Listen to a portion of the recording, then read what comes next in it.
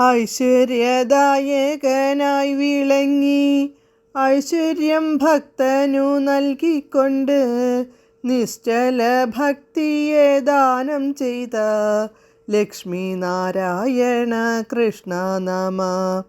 Krishnamurthy Namo Krishnamurthy, Krishnamurthy Jaya Krishnamurthy.